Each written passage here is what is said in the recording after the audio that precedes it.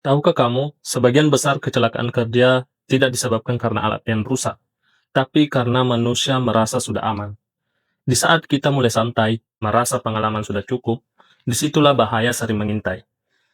Ketiga bukan tentang takut pada aturan, tapi tentang peduli pada nyawa manusia.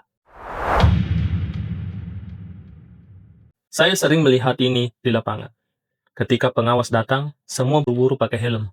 Begitu pengawas pergi, helmnya ditaruh di atas kepala saja, sekedar formalitas. Itu artinya, kita belum punya budaya selamat. Kita hanya punya rasa takut pada atasan, bukan kesadaran dari hati. Padahal, budaya ketiga sesungguhnya bukan soal takut melanggar, tapi peduli satu sama lain.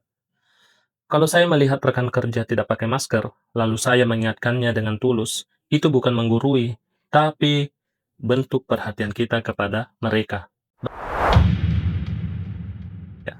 Negara memang sudah punya aturan. Ada PP nomor 50 tahun 2012 tentang sistem manajemen K3. Ada Permenaker nomor 5 tahun 2018 tentang K3 lingkungan kerja. Bahkan di rumah sakit ada Permenkes nomor 52 tahun 2018. Tapi aturan sebaik apapun tidak akan hidup tanpa budaya. K3 yang sukses bukan karena banyak tulisan di papan pengumuman, tapi karena setiap pekerja punya kesadaran. Kalau aku selamat, timku juga selamat. Budaya ketiga tidak lahir dalam semalam.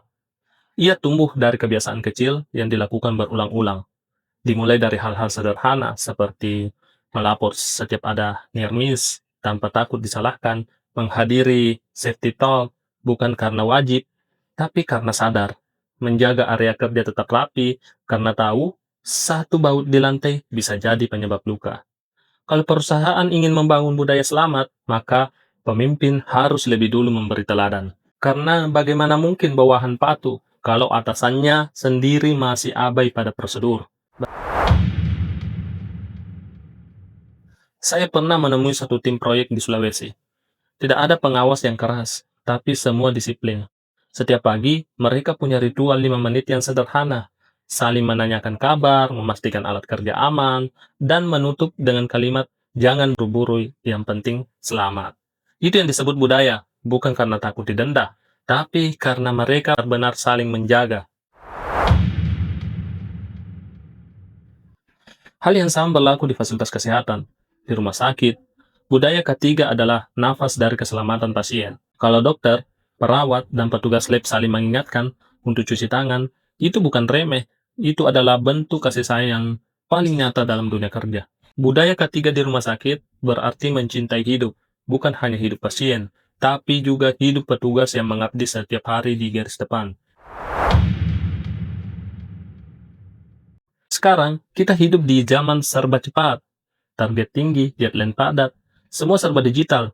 Dan di tengah kecepatan itu, kita sering lupa berhenti sejenak untuk memastikan apakah cara kita bekerja masih aman. Modern bukan berarti nekat, modern berarti cerdas. Tahu kapan harus melangkah dan kapan harus berhenti demi keselamatan.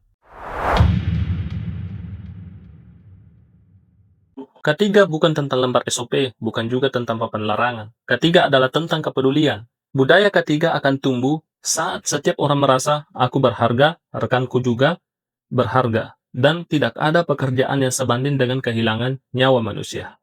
Jadi, mulai hari ini mari ubah ketakutan menjadi kepedulian, karena budaya selamat tidak hidup karena pengawasan, tapi karena hati yang peduli. Saya Ahmad Ardiansyah, dan saya percaya keselamatan bukan cuma urusan kantor, tapi urusan kemanusiaan. So, budaya ketiga bukan dibentuk oleh ketakutan, tapi rasa cinta terhadap kehidupan. Jadi, bagi kalian yang suka dengan video ini, silahkan share ke teman-teman kalian, dan jangan lupa like dan follow akun ini agar kalian tidak ketinggalan video-video menarik terkait K3 dan kesehatan lingkungan di channel ini. Terima kasih. Assalamualaikum warahmatullahi wabarakatuh.